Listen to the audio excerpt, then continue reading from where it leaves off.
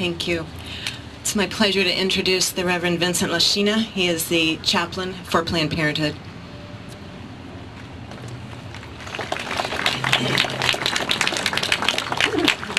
Before I share a few words, let me remind you that there is a condolence book and that Courtney has that there. And I know that Jean Tiller and her children and grandchildren would welcome your words of support and comfort.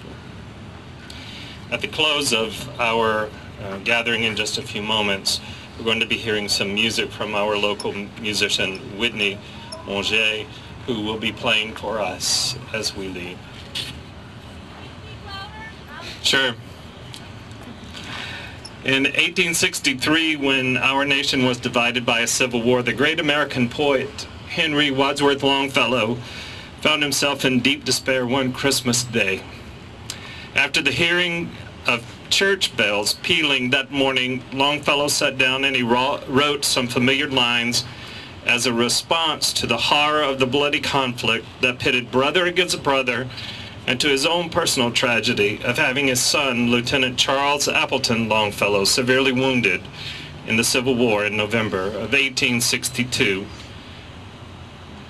Longfellow wrote these words: "I heard the bells on Christmas Day their old familiar carols play, and wild and sweet the words repeat of peace on earth, goodwill to all.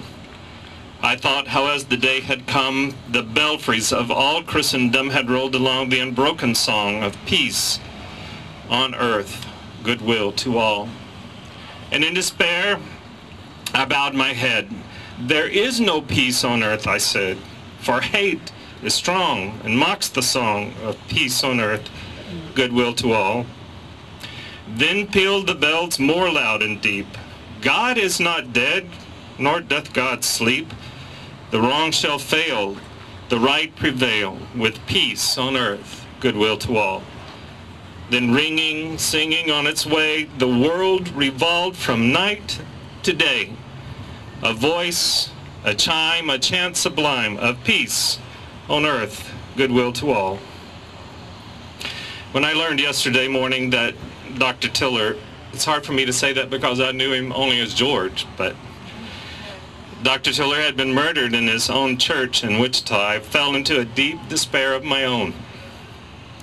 I had lived in Wichita for many years, where my son and George Tiller's daughter were active in sports together and actually dated for a short time. She was wise and dumped him. He was an irresponsible teenager. George and I had stood in the cold Kansas rain watching our children play soccer. He did that for all four of his children. Wherever they were, he was.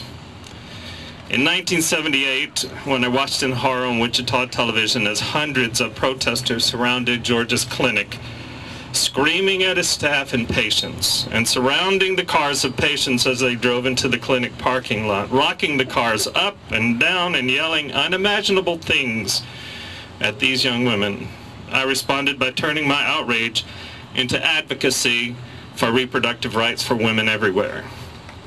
Leaving my fundamentalist evangelical Christian roots and becoming a voice of faith for women, men, and teens who simply want to be trusted to make their own personal decisions. I thank George often for that because as a result of that I got fired from my Southern Baptist church, but it was the best thing that ever happened to me.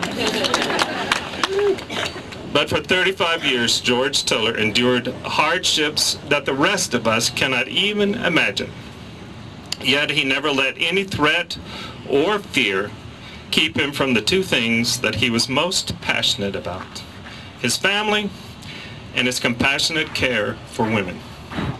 I think about the beautiful legacy that George leaves behind for us. A devoted husband, a dedicated father of 4, loving grandfather of 10, committed and passionate physician, deeply loved co-worker, and tremendously admired colleague. And certainly he was a caring and loving caregiver to the hundreds of women who came to him for help, often as their last resort. In contrast, I think about the man who killed Dr. Tiller, He leaves behind no trail of good, no deeds of compassion, and will forever in our history be remembered only as a murderer.